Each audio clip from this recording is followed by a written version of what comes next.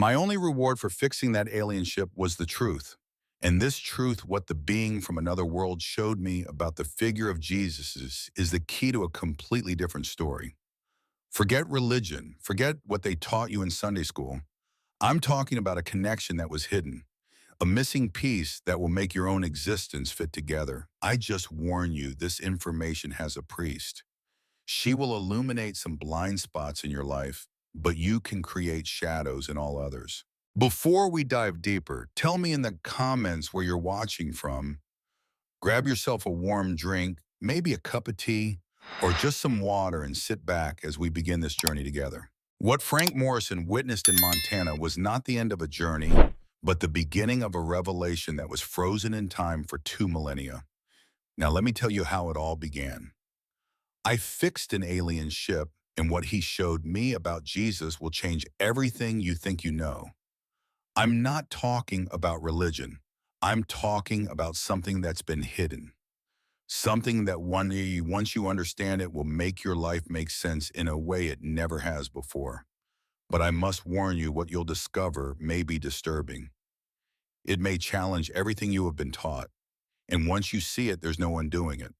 Because what happened to Frank Morrison in that field in Montana will open your eyes to something that has been hidden for 2,000 years. Now let me tell you how it all started. Frank Morrison was lying in bed listening to the storm when the loud bang happened. It wasn't thunder. It was different, deeper, as if something heavy had hit the ground with tremendous force. At 62, divorced and living alone in rural Montana, Frank had learned to ignore strange noises. It was probably a tree falling. He'd deal with that in the morning. He turned onto his side and finally managed to sleep. The morning arrived bright with bright sunshine contrasting with the night storm. Frank got up, made coffee, and looked out the kitchen window to inspect the damage, and it stopped completely. There was something in the field, something big metallic reflecting the sun in a strange way. "What the hell fell in there?" he muttered, taking old binoculars from a drawer. Through the lenses he saw better. It wasn't plain wreckage. It wasn't anything he recognized. The shape was wrong, too smooth, too perfect. Frank put the binoculars back, pulled on his boots, and went out. As he approached, his heart raced. The air smelled strange. The structure was the size of a small trailer, curved smooth, no visible seams. Metal that looked almost liquid in the light, changing color slightly as it moved around. And there was something working on her. Frank stopped 10 meters away, his blood running cold. The figure was humanoid, but definitely not human. Grayish skin, longer limbs, larger head. It was crouched beside an open panel in the ship, fiddling with something that glowed with a bluish light. Frank took a step back. His boot cracked against a dry twig. The creature spun around instantly. Huge, pitch-black eyes fixed on Frank. They stood frozen, human and alien, staring at each other across of Montana grass. Frank felt every muscle lock up. He couldn't move. He couldn't scream. He just stared into those impossible eyes. And then the creature raised one hand slowly, palm forward, the universal gesture of, "I am not a threat." But Frank was already running. He turned and ran back to the house as fast as his 62-year-old legs would carry him. His heart pounding, his breath coming in desperate gasps. He entered the house. He locked the door. He ran to the window and looked through the curtains. The creature hadn't followed. It was still there near the ship, watching the house, motionless. "This isn't happening," Frank whispered. "This can't be happening." He reached for his phone. He was going to call the police and say, "There's an alien in my field." Frank sank into a chair in the kitchen, his hands shaking violently. He squeezed his eyes shut. He breathed. When he opened his eyes 10 minutes later and looked out the window again, the creature was still there. But now it was waving. No, not exactly waving, gesturing, pointing to the ship, then to something on the ground, a helpless movement. And suddenly Frank understood the thing was stuck. Ship broken. No way out. "It's not my problem," Frank said aloud to the empty house. It's definitely not my problem. He forced himself to turn away from the window. He made more coffee. He tried to do something normal. But an hour later, he found himself looking out the window again. The creature was still there now, sitting next to the ship, head down, defeated. And Frank, despite the terror, despite the impossibility, felt something strange. Pity. "Oh, for the love of," he grumbled. "I'm going to regret this." Frank grabbed his rifle from the wall. He wasn't going to use it, probably, but he held it anyway as he slowly walked out of the house. He walked toward the creature, stopping 5 meters away. Rifle not aimed, but visible. The creature lifted its head, those black eyes fixed on him, and then voice not from his mouth, from inside Frank's head. "I won't hurt you." Frank almost dropped his rifle in surprise. You, you're in my head. Sorry, it's the only way I can communicate. I don't have vocal cords like yours. Frank tightened his grip on the rifle. "What are you? Where did you come from?" "Far, very far, and I need to go, but the ship is damaged. I can't fix it alone." The creature gestured to the open panel. Frank could see inside. Incomprehensible technology. Lights, flickering wires, or something like wires. Disconnected. "You're a mechanic. I see tools in your shed. I see parts. You understand how things work." "How do you know that?" Frank asked, still not lowering his rifle. "I scouted your property before landing. I tried to land away from you, but the storm damaged systems. I crashed here by accident." Frank was silent. Part of him screamed to leave. Call the authorities, do anything but help. But another part, the part that spent 40 years fixing broken engines, saw a mechanical problem. They saw someone trapped, powerless. "Why should I help you?" he finally asked. The creature was silent for a moment then. "Because I'm a mechanic too, from a different world, but the same essence. I fix broken things like you. And now I'm broken and alone and scared." Frank felt something tighten in his chest because he recognized it. Loneliness, fear, the feeling of being trapped with no way out. "And if I help, will you leave and never come back?" "Yes. As soon as the ship is working, I'll leave immediately." Frank looked at the ship, at the creature, at the rifle in his hands, and he made a decision that would change his life completely. "Okay." He lowered his rifle slowly. "I'll see what I can do, but if you try anything weird, I won't. I promise, Mom."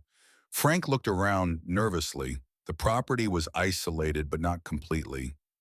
The occasional car passed by on the road. A plane flew overhead. If anyone saw that erst, he pointed to the ship. "My shed is big. I can pull this in. No one will see. Can you move? I have a truck with a tow truck. If your ship doesn't weigh a ton, I can get it. It weighs less than it looks. The material is different." Frank retrieved his old F-250 pickup truck, which he'd owned for 15 years. He positioned it and connected the winch cable to the ship's frame. The creature watched, those impossible eyes following every movement. "Hold on," Frank muttered, turning on the winch. To his surprise, the ship moved relatively easily, far too light for its size, as if it were made of something that defied any physics he knew. It took 20 minutes to position the ship inside the warehouse. Frank closed the large gates once he was inside, his heart still pounding. The creature walked in behind, moving with that strange fluidity that wasn't entirely natural. There. Frank wiped sweat from his forehead. "Now no one sees. And you stay here too. Don't leave." "Got it. Understood. Thank you." Frank looked at the ship under the light from the shed. Up close, it was even more impressive and frightening. "So," he said, still processing the absurdity of the situation, "how do we begin?" And as the creature began to explain telepathically, strangely but surprisingly clearly, Frank Morrison had no idea that over the next 3 days, repairing an impossible ship with an otherworldly being, he would discover truths about Jesus that would shake everything he had believed for 62 years. The next 3 days were the strangest of Frank Morrison's life. The first day was mostly controlled panic. Frank worked on the ship with shaking hands, hyper-aware of the alien creature, just feet away watching his every move. This here, Frank pointed to a component that looked like a motor, but wasn't exactly one. Does this generate propulsion? Yes, but the central crystal is cracked. It needs replacing or repairing. Frank examined the crystal, a hexagonal structure that glowed faintly with a bluish light. A crack ran down one side. I don't have any replacement alien crystals in my workshop, he said dryly. Can you improvise with earthly materials? Frank studied the part. 40 years as a mechanic taught him to improvise with what he had. I can try. High-strength epoxy resin fiber reinforcement. It won't be pretty, but it might work. And he worked. Experienced hands doing what they have always done, fixing broken things. On the second day, fear began to give way to curiosity. Frank was soldering a connection when he finally asked a question that had been rattling around in his head. Where are you from? I mean, how far is it star system you call Zeta Reticuli? Approximately 39 light years from here. Frank nearly dropped the welder. 39 light years. How the hell did you get here? Spackham warp ship. I don't travel across distance. I travel around it. Frank shook his head. That should be impossible for your current technology. Yes, but physics is universal. It's just a matter of understanding the correct laws. Frank went back to welding, his mind spinning, after a few minutes of silence. So you can go anywhere with this ship within certain limitations. Yes. Why do you ask? Frank hesitated. The question was going to sound ridiculous, but he had to ask. Can you go to heaven? The creature tilted its head in that almost human but not quite human movement. Heaven, are you referring to a religious concept?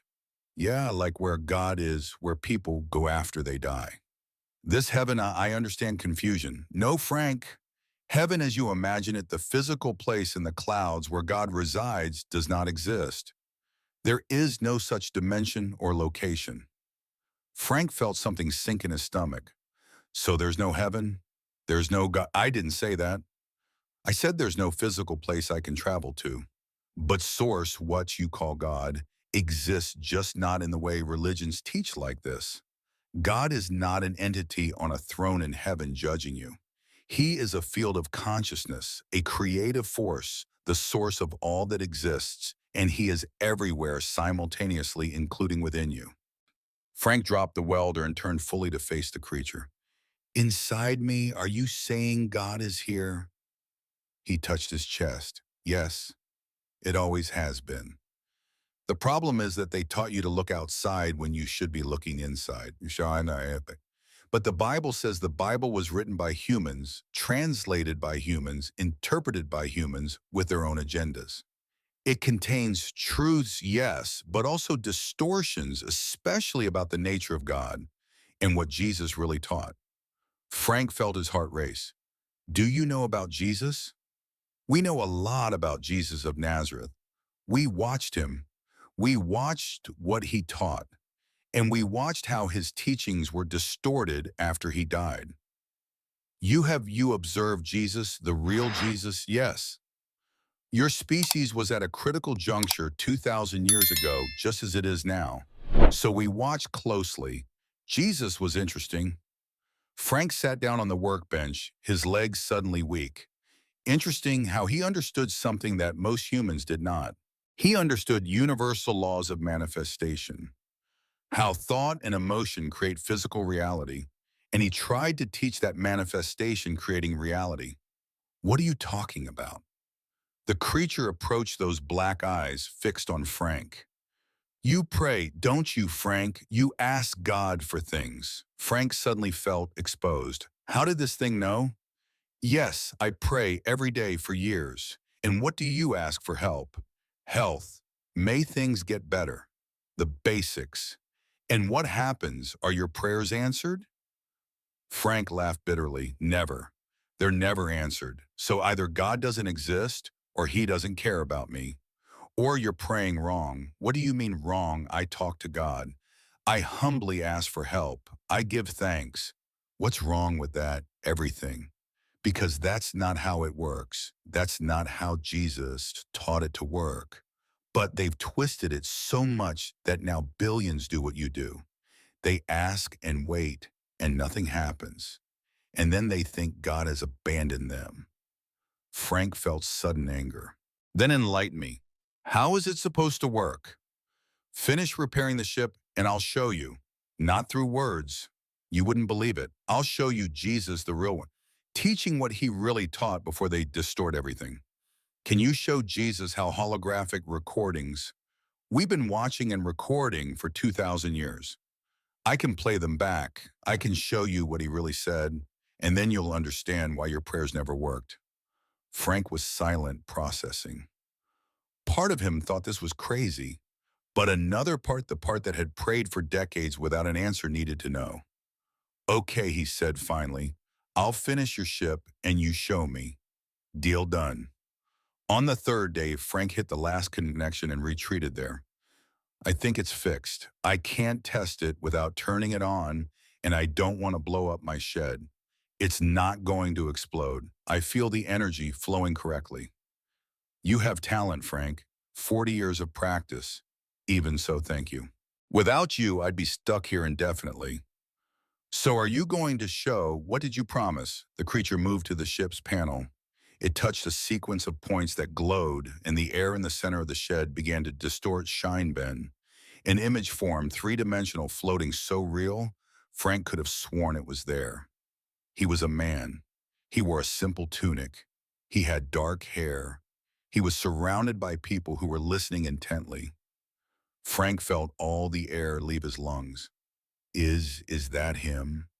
Is that really Jesus? Yes. Holographic recording from 2,000 years ago.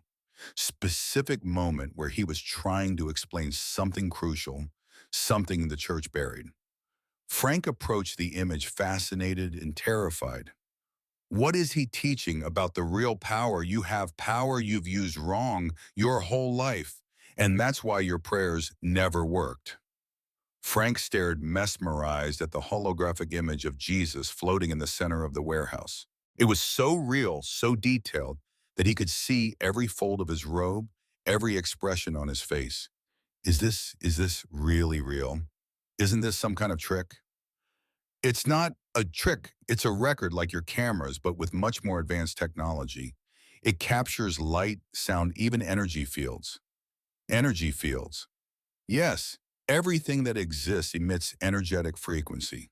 Thoughts, emotions, intentions, everything leaves a mark that can be detected and recorded. Frank looked more closely at the image. Jesus was gesturing, speaking to a group of people, probably disciples. His expression was intense, passionate. I don't hear anything. Is there no sound? We didn't capture audio from that time, but we observed it many times. We know what he was saying through energy patterns and movement readings, and we can confirm it with surviving texts. The creature touched another spot on the panel. The scene changed. Now it showed Jesus doing something with his hands touching someone who was clearly ill, and the person got up healed. Frank felt a shiver run down his spine. He really healed people. These weren't just made-up stories. Correct, but not the way you were taught. Like this, the creature made the image freeze at the exact moment Jesus touched the sick person. See his energy field and hers. The image shifted slightly. Now there was something more, like a glowing aura surrounding both figures. Jesus shone brightly in gold. The sick person's glow was very faint, almost dull. What is that vital energy field? What some call an aura. Everyone has one, but most have a very weak one because negative thoughts and emotions drain it. Frank watched as the scene continued, and he saw something extraordinary. Jesus' bright light seemed to flow to the sick person, and her field began to glow too. He didn't heal in the sense of doing something to the person. He activated healing capacity within the person. He raised their frequency to the point where disease could no longer exist. But how? Through absolute faith. When he said, "Your faith has made you well," it wasn't a figure of speech, it was literal. One had to believe so completely, so absolutely, that physical reality rearranged itself to correspond. Frank. That sounds like pseudoscience, like that positive thinking stuff that never works. It doesn't work because they do it wrong. And I'm going to show you exactly how you do it wrong. The image changed again. Now it showed Jesus alone kneeling as if he were praying. See how he prayed? It's not how you pray. Frank watched. Jesus' eyes were closed, his hands outstretched, and he had an expression of gratitude, joy. It wasn't a posture of supplication. It was a posture of certainty. When Jesus prayed before miracles, before multiplying loaves, before healing, before any manifestation, he did not ask. He thanked as if he had already received. Saying thanks before receiving that doesn't make sense. It makes perfect sense when you understand how manifestation works. Let me show you with an example. The creature gestured and the image shifted to something different. It wasn't Jesus. It was Frank. Frank recoiled, shocked. That's, that's me. Simulation based on observations. I'll show you what you do every night. The image showed Frank a holographic version of himself kneeling beside the bed, hands clasped, head bowed, and Frank heard his own voice. Lord, please help me. I don't have enough money. My health is bad. I'm all alone. Please, please help me. Frank felt his face burn with shame and anger. You watched me, invaded my privacy. Sorry, but you need to see. See your energy field as you pray. The image shifted, showing an aura around the holographic Frank. It was dark gray, almost black in places, and as he prayed, it grew darker. Every word of your prayer is imbued with scarcity frequency. I have no money. I am alone. My health is bad. You are decreeing exactly what you do not want. I'm asking for help. I'm being humble. No, you are manifesting more scarcity through constant focus on it. Every thought is a seed. Every emotion is water. You plant seeds of scarcity and water them with emotions of fear and despair. And then you wonder why you reap more scarcity. Frank felt something tighten in his chest. But it's true, I don't have enough money. My health is bad. How can I pretend it isn't? I'm not saying pretend. I'm saying stop giving energy. Stop focusing. Stop decreeing. The image returned to Jesus. See the difference. When he prayed before multiplying the loaves, he didn't say, Father, we don't have enough food. Please give us some. He said, Father, thank you for this abundance. Before it manifested as if it was already there, but the breads weren't there. Exactly. But he was operating at the frequency of abundance before abundance physically appeared. And because his frequency was so high, so right, physical reality rearranged itself to match. Frank shook his head. That's crazy. Reality doesn't work that way. It works exactly like that. And you prove it every day. You think about scarcity constantly. You worry about money. You complain about your health. You focus on loneliness. And then you attract exactly that. More scarcity, more health problems, more loneliness. The law of attraction is not a theory.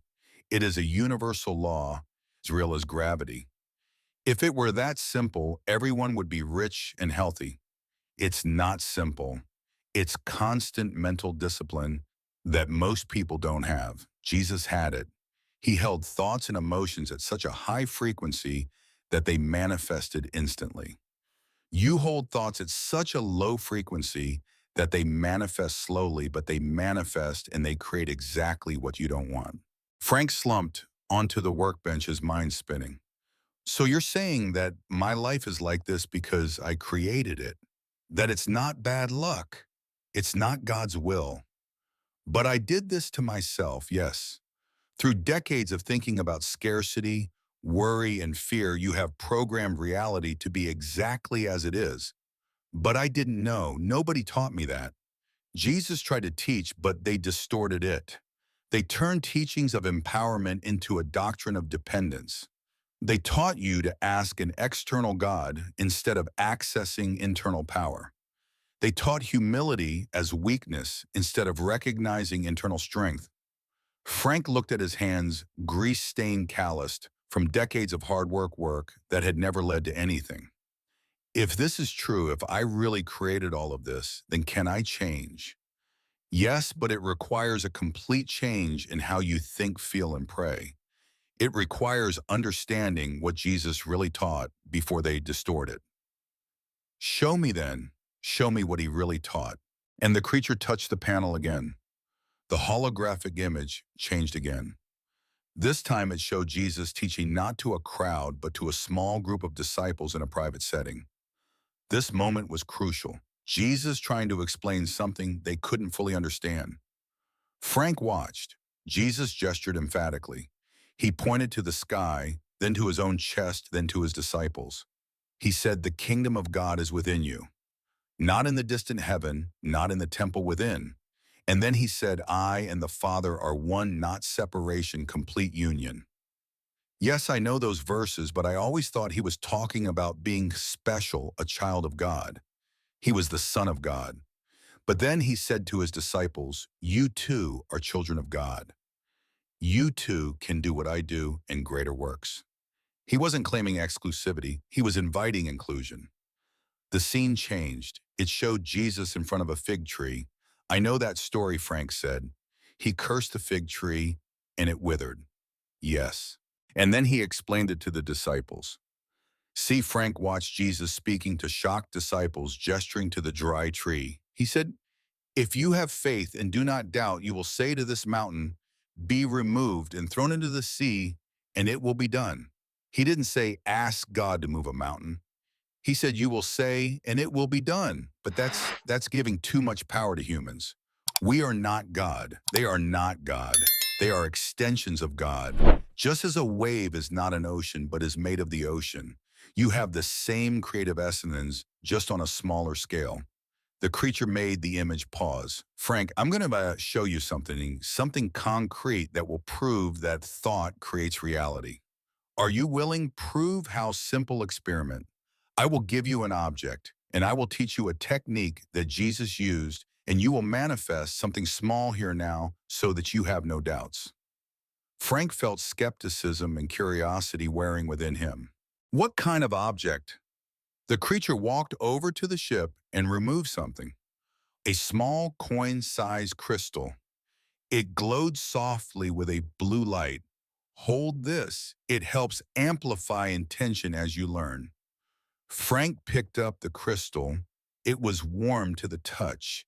It pulsed gently as if it had a heartbeat of its own. Now think of something small you want to manifest, something you can check quickly. Like what? Something simple, specific number, specific word, something that would appear improbably if it were not intentional manifestation. Frank thought, okay. Number 47, that's the number my ex-wife always said was her lucky number. I haven't seen it in years. Perfect. Now don't ask to see the number. Don't expect to see it. Don't doubt it. Simply feel as if you've already seen it. Thank you for seeing it. But I haven't seen it yet. Exactly the problem. You operate in current reality. You need to operate in desired reality as if it were already real. Jesus did this perfectly. Frank closed his eyes, holding the crystal. He tried to feel gratitude for seeing the number 47, but it felt fake, forced. "It's not working. I feel ridiculous because you're trying with your mind. You need to feel with your heart. Emotion is fuel. Thought is direction. You need both." Frank tried again. This time, instead of forcing gratitude, he remembered how he felt when good things happen, that warmth in his chest, that lightness. And he held on to that feeling. He imagined seeing the number 47 somewhere unlikely, and he was grateful as if it had already happened. He stayed like that for maybe 2 minutes. Then he opened his eyes. And now live normally, but watch. Within 24 hours, you will see number 47 in an unlikely context. And when you see it, you will know you have manifested. Frank put the crystal in his pocket, skeptical. What if I don't see it? You will see. If you really felt it, if you really believed in those moments, high emotion plus clear intention, guaranteed manifestation, it's the law. Like gravity. Frank didn't believe it. But the next day, something strange happened. He was driving into town to buy groceries when his car started making a strange noise. He pulled over to the side of the road and got out to check. Flat tire. Great, he grumbled. One more thing. He opened the trunk looking for the spare tire. And there on the inside of the trunk lid, a place he never looked, was an old faded sticker. Number 47. Frank froze. He looked closer. It was a vehicle inspection sticker from years ago. Identification number 47. No, he whispered. It can't be a coincidence. But as he changed the tire, his mind was spinning. That sticker had always been there. He just never noticed. It wasn't a manifestation. It was, it was just him finally seeing something that was already there. Or was it when he arrived in town, he went to the supermarket? In the checkout line, he picked up a random magazine. He opened it to a random page. Big headline, 47 Ways to Improve Your Life. Frank dropped the magazine. His hands were shaking. Okay, twice, but it could still be a coincidence. Number 47 wasn't that rare, but then paying for groceries, the change was $470, and invoice number 47, those are in 47, and the license plate of the car that parked next to his TRK 4700. Frank sat in the car breathing fast. 5 times 5 manifestations of the same number in less than 6 hours. That's not possible, he whispered. I didn't do it. I can't have done it. But the crystal in his pocket pulsed gently as if saying, yes, you did. When he returned to the property, the creature was still there, preparing the ship for departure, but waiting for Frank to return. Did you see I saw it 5 times 5? How is that possible? Because you manifested. For the first time in your life, you did it right. You felt heightened emotion. You had clear intentions. You didn't doubt for those moments. And reality responded. Frank sat down heavily. But those were small things, numbers. What if I want to manifest something bigger? Real money, real health. Same principle. It just requires more focus, more time, more emotional consistency. And most importantly, it requires stopping contradicting manifestation with constant negative thoughts. What do you mean you can do manifestation exercises for 5 minutes? But if you spend the rest of the day thinking, I don't have any money, it never works, I'm unlucky, you cancel manifestation. Every negative thought is a decree against what you want. Frank thought about how many times a day he complained, worried, focused on problems. Hundreds, maybe thousands. So I need to control every thought. Yes, it's the hardest work there is. Jesus did it naturally. You'll have to do it consciously until it becomes natural, but it is possible. And if you really master this, you can manifest anything. Health, wealth, relationships, anything. Like Jesus manifested bread, fish, healings. Frank looked at his own hands, then at the alien ship, then at the sky through the shed door. Everything he believed about life, about God, about how reality worked, was incomplete. Jesus had tried to teach this, and the church had hidden it. Why, Frank asked. Why hide it? Because people who understand their own power don't need institutions. They don't depend on religious authorities. They become free. And freedom is dangerous for those who profit from dependence. The next day, Frank tried to return to normal life, but he couldn't. The crystal was still in his pocket. The creature was still in the warehouse preparing the ship, and the numbers 47 kept appearing. On the electricity bill that arrived, due date the 4th, amount $47. On the car radio, a station he never listened to, FM 94.7, on the clock when he woke up in the middle of the night, 4:47 a.m. Stop it, Frank yelled into the empty room. I get it. Okay, I get it. But I hadn't understood. Not really. Because accepting that he manifested numbers meant accepting something much bigger, something terrifying.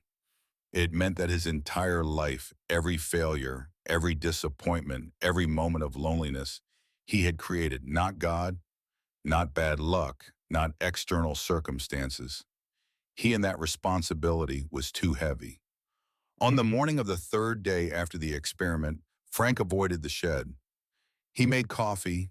He sat on the porch. He tried to pretend everything was normal. He tried not to think about the alien creature. He tried not to think about Jesus teaching manifestation. He tried not to think about the 40 years he wasted praying wrong. But the thoughts came anyway. What if I had known this before? He muttered to no one. What if I had understood it when I was 20? When I was 30, before the divorce, before I lost the house, before he stopped, because he realized what he was doing, I was focusing on the past, on the loss on the waist. And according to the creature, each such thought was a decree. It was a manifestation of more loss, more waste. Damn. He squeezed his eyes shut. I can't control it. Thoughts just appear. The voice came telepathically, even with the creature inside the shed, 50 miles away.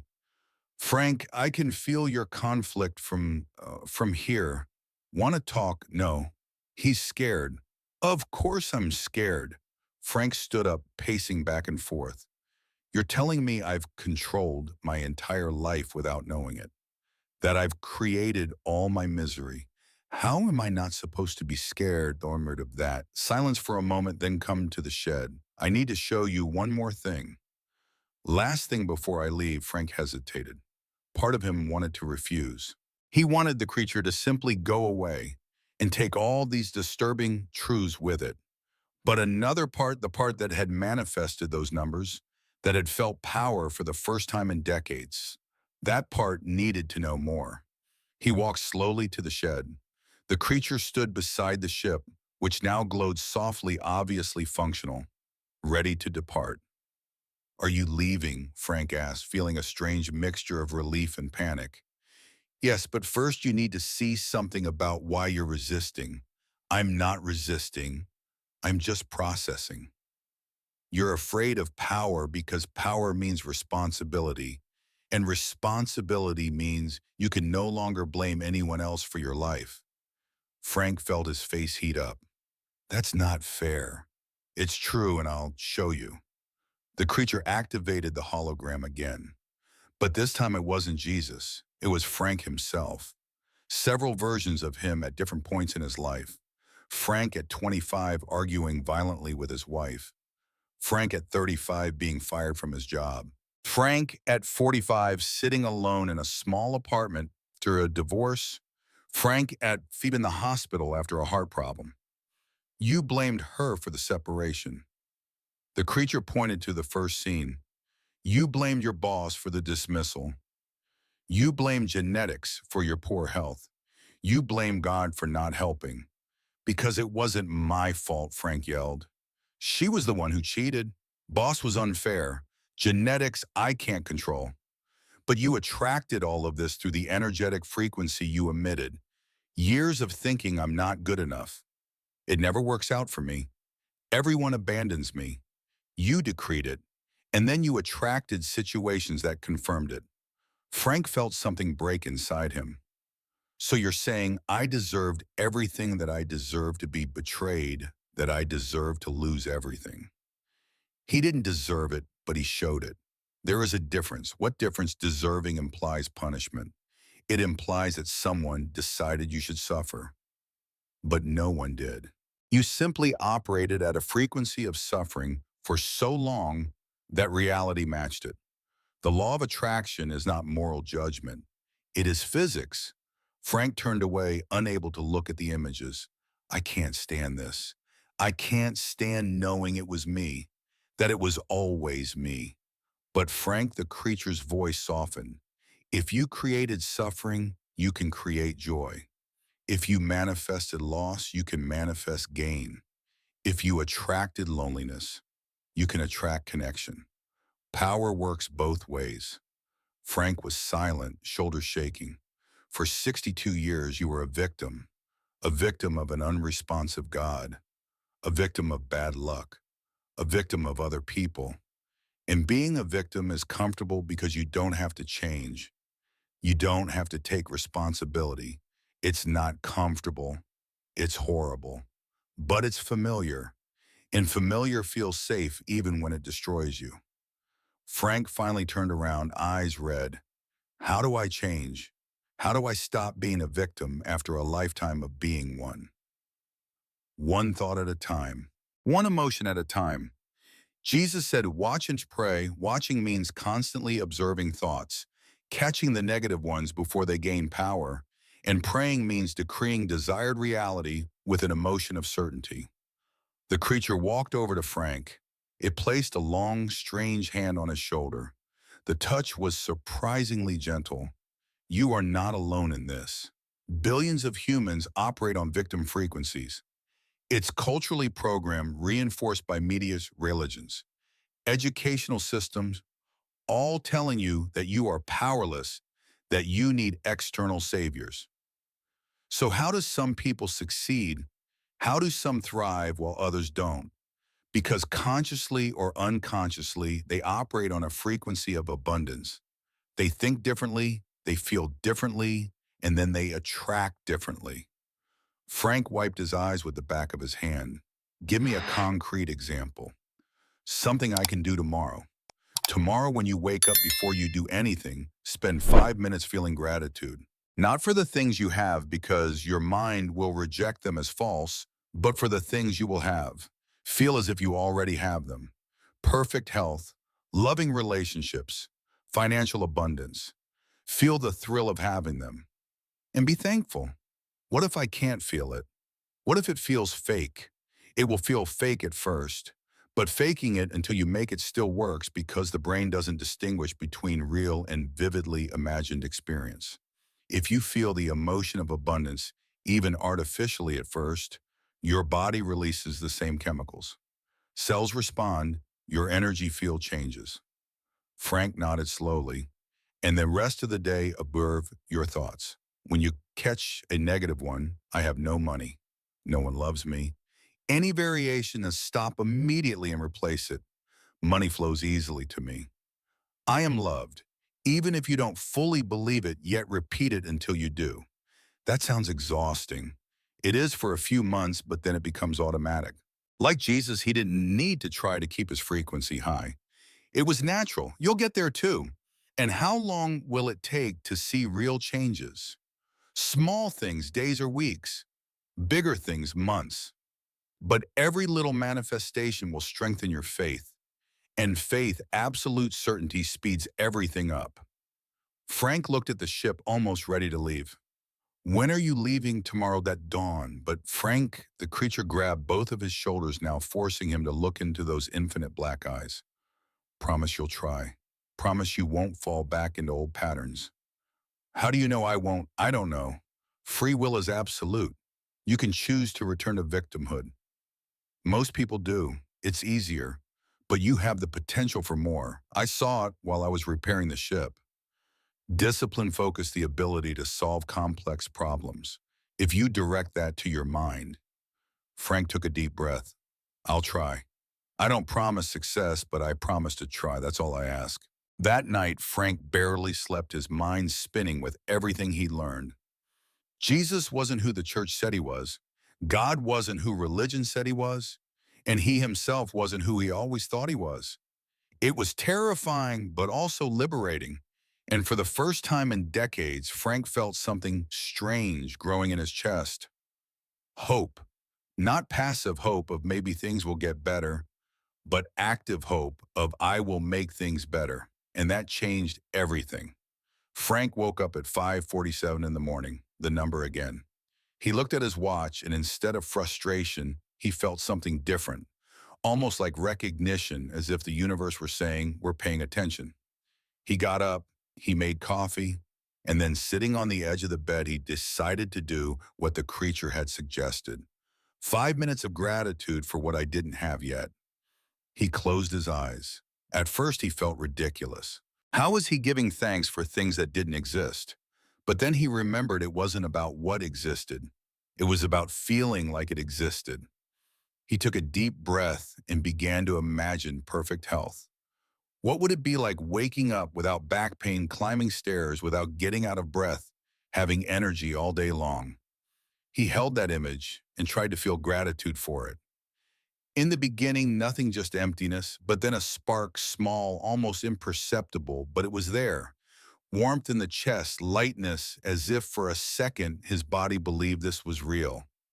He continued, Financial abundance, not millions, just enough. Paying bills without stress, buying what I needed without calculating every penny, having a reserve for emergencies. The sensation grew, the warmth spread. Relationships, not necessarily romance, just connection. Friendship, someone to talk to, not being so completely alone. And for the first time in years, Frank felt tears, but not of sadness. Of something I couldn't name, hope, possibility, or just the relief of finally letting go of the burden of being a victim. When he opened his eyes, 7 minutes had passed, and something was different. Not externally, but internally. As if a door that had been locked for decades had opened just a crack. Frank wiped his face, picked up his coffee cup, and walked to the shed. I needed to see the creature one last time before leaving. But when he opened the shed door, he stopped completely. The ship was different, not just repaired, but transformed. It glowed with a gently pulsing inner light, and there were symbols on the surface that Frank swore hadn't been there before. Symbols that seemed to change as he looked, as if they were alive. You see differently now. The telepathic voice came from inside the ship. The creature emerged, and Frank noticed something strange. It also looked different, lighter, more defined. What changed? Frank asked. Nothing has changed externally, but your perception has changed. You raised your frequency slightly this morning, and at higher frequency, you see more. It's always been there.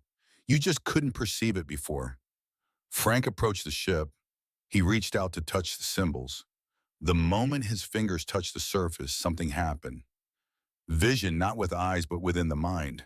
He saw Jesus again, but not as a hologram. It was as if he were there in Galilee 2,000 years ago. Jesus was teaching, and Frank could hear not exact words, more like concepts, direct understanding. When two or more gather in my name, I am there. And Frank understood. Jesus wasn't talking about church. He was talking about frequency. When two or more people operate on a frequency of love, gratitude, and certainty, Christ consciousness manifests between them. I did not come to be served, but to serve. Service didn't mean subservience. It meant elevating others, sharing knowledge, helping others awaken to their own power. Let the dead bury their dead. The dead weren't physically dead. They were those operating at such a low frequency that they were dead to possibilities, trapped in cycles of victimization and suffering. The vision continued, image after image, teaching after teaching, and Frank saw the pattern. Jesus never taught dependence. He taught empowerment. He never taught that God was distant. He taught that God was within. He never taught that you were a powerless sinner. He taught that you were a forgotten creator. The vision ended. Frank stepped back from the ship, his breath coming in short gasps. What was that information download? Ship responds to higher consciousness. When you touched a higher state, it transferred knowledge. But, but was it real? Did Jesus really teach this? Yes, and much more. But I filtered only the essentials. More than that would overload your mind. Frank looked at his hands. They were still trembling slightly. I feel like I've woken up from a 60-year dream. In a way, it woke up. Most humans live in a trance, programmed from birth to believe they are powerless, that they need external authorities, God, government, experts to save them. And Jesus tried to break that trance. Exactly. That's why they killed him. Power doesn't like awakened people. Awakened people don't blindly obey. They think, they question. They create their own reality. Frank walked around the ship slowly. So what happened after he died? How did the teachings get so distorted? They transformed teachings of empowerment into a doctrine of sin and external salvation. And the church built an empire on this distortion. Why? Why intentionally distort? Because people who understand their own power don't need intermediaries. They don't pay tithes. They don't blindly obey. The church would have lost control. So they emphasize sin, guilt, the need for external salvation. And they hid real teachings. Frank felt anger rising. 60 years. 60 years believing he was powerless. That God decided everything. that he had no control. How many lives were wasted, he said softly. How many people died without knowing they had power, billions over 2 millennia? But Frank the creature moved closer. Anger doesn't help. Anger is low frequency. It keeps you trapped. How can I not be angry? Transforming anger into purpose. You know now so you can help others know. Not by preaching that only breeds resistance, but by example. When your life begins to change, people will notice. They will ask, and then you teach. Frank took a deep breath, trying to calm the storm within. What if no one believes me? What if they try to ridicule me? So let go. It's not your job to convince. It's your job to live truthfully. Those who are ready to listen will listen. Those who aren't won't, and that's okay. The creature returned to the ship. He touched the panel. The surface began to glow more intensely. Is it time? Yes. But before I go, one last gift. The creature extended its hand. In it were 3 crystals, like the one Frank had used before, but these glowed more brightly. These are amplifiers. Use them when you meditate, when you practice manifestation. They will help until your natural frequency rises enough. Frank picked up the crystals. They were heavier than they looked, and they vibrated gently. How do I use it? Hold one during morning meditation. Carry another in your pocket during the day. Place a third under your pillow at night. They will help you maintain a high frequency even when your mind tries to revert to old patterns. Will it really work, Frank? In the last 3 days, you have manifested a specific number multiple times. You have had a direct download of information from higher consciousness, and you have felt a change in your own energy field. Do you still have doubts? Frank looked at the crystals, then at the creature, then at the impossible ship in his shed. No, I don't doubt it anymore. Good, because doubt is poison for manifestation. Jesus said, do not doubt in your heart because doubt cancels intention. It is the frequency of I do not have competing with the frequency of I have. So how do I stop doubting? Through evidence. Every small manifestation strengthens certainty. So start small. Numbers, synchronicities, unexpected encounters. As evidence accumulates, doubt naturally disappears. The ship began to make a low sound, almost like humming. It was waking up. Frank Morrison, the creature said formally, you repaired my ship when you could have denounced me. You showed compassion when you could have shown fear, and you are willing to change when most would choose to remain in the comfortable prison of victimhood. Thank you for everything, for showing me the truth. Truth has always been available, just waiting for you to be ready to see it. The creature entered the ship. The door, which had no defined shape, just an opening that appeared and disappeared, began to close. Wait, Frank shouted. Will I see you again? Will you come back? The telepathic voice came one last time. If you truly master what I've taught you, Frank, you won't need me to come back because you'll be operating at a frequency where you can access any knowledge directly, just like Jesus did. Goodbye, my friend. And remember, thought creates emotion, amplifies certainty, manifests. That's the formula. Use it wisely, and the door closed completely. The ship rose soundlessly. It floated for a moment, and then in the blink of an eye, it was gone. It didn't fly up. It just stopped being there. Frank stood alone in the shed, holding 3 crystals, his mind filled with knowledge the church had hidden for 2,000 years. And for the first time in his entire life, he felt truly free. 3 months later, Frank Morrison stood in the same field where the spacecraft had landed. But he was a different man, not outwardly.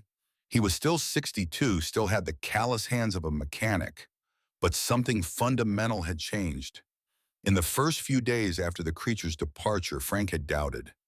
I'd wake up thinking I'd imagined it all, that I'd had some kind of mental breakdown.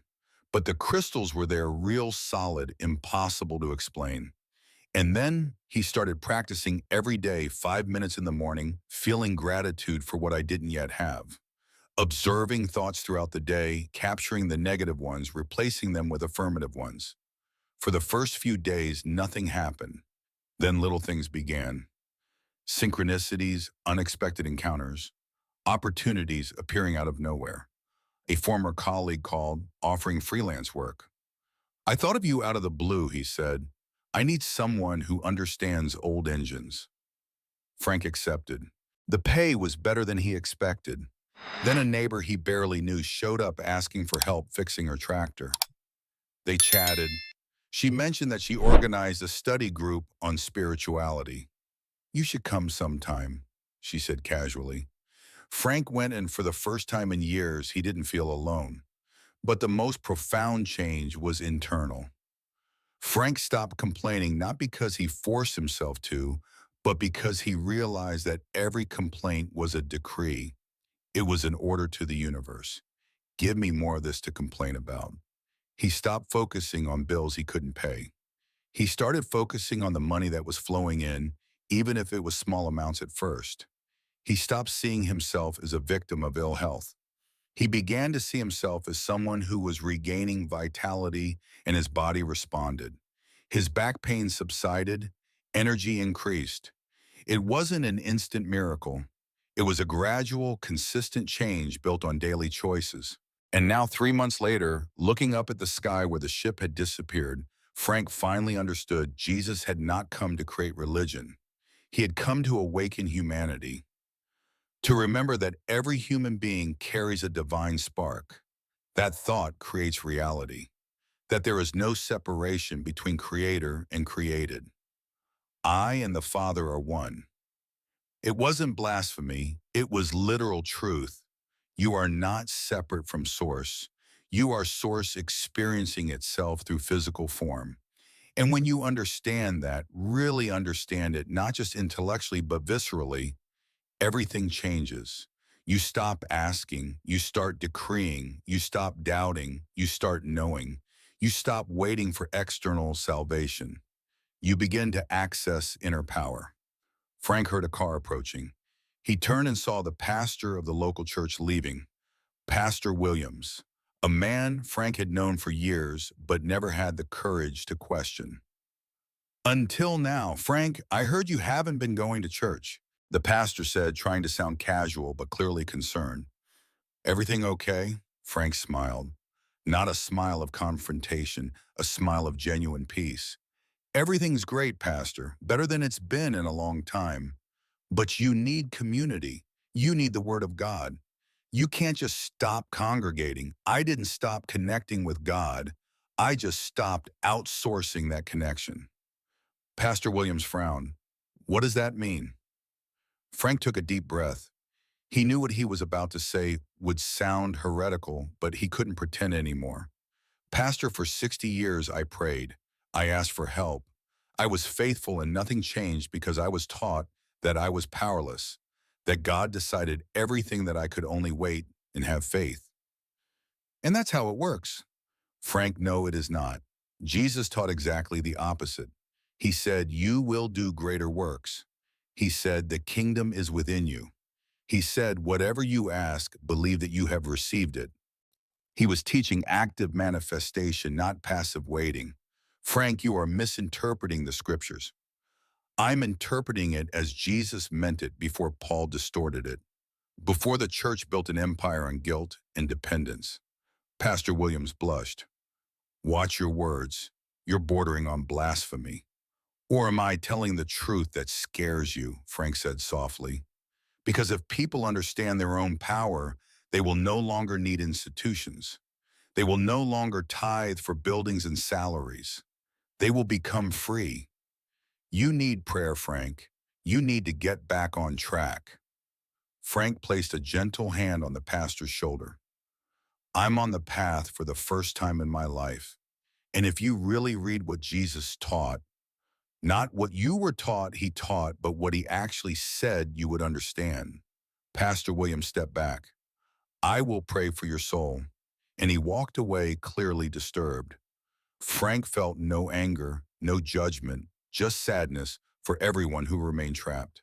But he also knew each person had their own journey. It wasn't his job to force awakening. It was his job to live truthfully and let his example speak for itself. That evening, Frank sat on the porch with a cup of coffee. The three crystals formed a triangle on the table beside him, and for the first time in decades, he felt deep gratitude, not for material things, although life was improving in that regard too, but gratitude for knowledge, for truth, for finally understanding how reality really worked. Thought creates emotion, amplifies certainty, manifests. This was the formula, the same one Jesus used, the same one that was hidden, the same one he now carried. And as stars appeared above, Frank made a silent promise. I would live this truth. I would manifest an extraordinary life, not out of ego, but by example. Because when others saw transformation in him, they would ask and then he would teach. Not through preaching, not through forced conversion, but through the gentle sharing of knowledge that changed everything. He fixed alienship. And in return, he received truth about Jesus that no church had ever taught. A truth that I would carry for the rest of my life and use it to create the reality you always deserved but never knew you could manifest. Frank Morrison's journey reveals something you may have suspected but never had the courage to fully admit. You have more power than you have been taught, much more. Jesus didn't come to create a religion of dependency. He came to awaken humanity to the inner creative power we all carry. Thought creates reality. Emotion amplifies manifestation. Certainty transforms possibility into inevitability. This is not theory. It is universal law as real as gravity. And now you have a choice. You can close this knowledge. Return to the comfort zone of victimhood. Continue believing that life simply happens to you, not through you. Or you can do what Frank did. Start observing your thoughts. Capture the negative ones. Replace them with affirmative ones. Feel gratitude for what you haven't yet manifested. Operate on a frequency of certainty rather than a frequency of doubt. It won't be easy. Decades of programming don't disappear overnight, but each small manifestation will strengthen your certainty. And certainty is fuel for greater manifestations. And because I know many of you are ready to go deeper, I'm writing a book dedicated precisely to this awakening, a practical guide to help you apply these principles in your own life. Real techniques, concrete exercises. If you're interested, let us know in the comments. Once it's available, the link will be pinned below so you can secure your copy. So I ask you, what are you going to do with this information? Are you going to ignore it because it defies what you were taught, or will you try it even if just out of curiosity and see what happens? Leave your response in the comments. Tell us if anything in this story resonated with you. If you've noticed patterns in your own life where negative thoughts manifested negative reality, and if you're ready for this awakening, and if you want more stories like this, stories that challenge what you think you know and open doors to greater possibilities, and you deserve to know.